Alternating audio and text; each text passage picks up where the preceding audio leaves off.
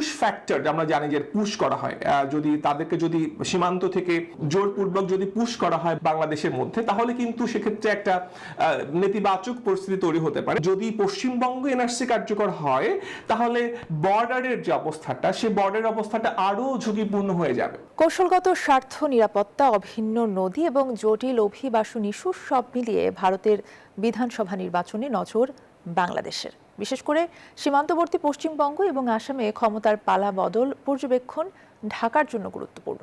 বিশ্লেষকরা বলছেন, মতবিরোধ ছাপিয়ে ঢাকা দিল্লি সম্পর্ক উন্নয়নে সহযোগিতা করবে রাজ্য সরকারও। বাংলাদেশ ও ভারতের সীমান্ত এলাকা অন্তত 4000 কিলোমিটার। এর মাঝে পশ্চিমবঙ্গ ও আসামের সাথে রয়েছে দীর্ঘ সীমান্ত। রাজ্য দুটির বিধানসভা নির্বাচনে মুখোমুখি প্রধানমন্ত্রী নরেন্দ্র মোদীর দল ভারতীয় জনতা পার্টি বিজেপি ও মমতা বন্দ্যোপাধ্যায়ের দল তৃণমূল কংগ্রেস। নির্বাচনের আগে পশ্চিমবঙ্গে এসআরআই বা পুনর্বিবেচনা পদ্ধতিতে বাংলা ভাষাভাষী মুসলমান মাতুয়া সংখ্যালঘুদের ভোটার তালিকা থেকে বাদ দেয়া হয়, আর আসামে প্রয়োগ করা হয় এনআরসি। তাই এবারের নির্বাচনে বিজেপির রাজ্য ক্ষমতার মসনদে বসলে নাগরিকদের অভিবাসী তকমা দিয়ে বাড়তে পারে পুশিন, বলছেন বিশ্লেষকরা। সব মশার বিরুদ্ধে সুরক্ষা দিতে এলো বসুন্ধরা এক্সট্রিম অ্যারোসল। মশার বিরুদ্ধে এক্সট্রিম সুরক্ষা। পুশ ফ্যাক্টর আমরা জানি যে পুশ করা হয়, যদি তাদেরকে যদি সীমান্ত থেকে জোরপূর্বক যদি পুশ করা হয় বাংলাদেশের মধ্যে, তাহলে কিন্তু সেক্ষেত্রে একটা নেতিবাচক পরিস্থিতি তৈরি হতে পারে। যদি পশ্চিমবঙ্গ এনআরসি কার্যকর হয়, তাহলে বর্ডারের যে অবস্থাটা, সেই বর্ডারের অবস্থাটা আরো ঝুঁকিপূর্ণ হয়ে যাবে।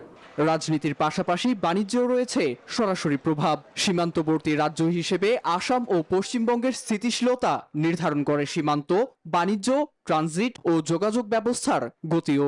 দক্ষিণ এশিয়ায় বাংলাদেশ ভারতের লার্জেস্ট ট্রেডিং পার্টনার। আমরা যদি জাস্ট গত বছর হিসাবটা দেখি, তাহলে দেখবো যে প্রায় 900 কোটি টাকার প্রোডাক্ট কিন্তু ভারত আমাদের দেশে রপ্তানি করেছে।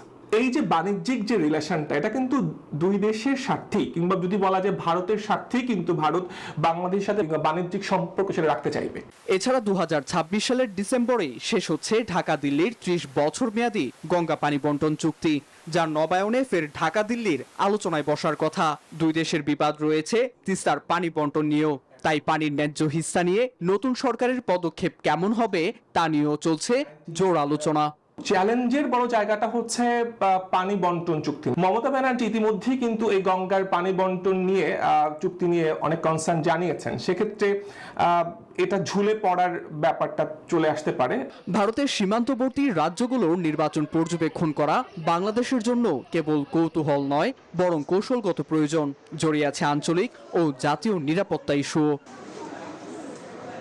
নীরব দাস, নিউজ 24।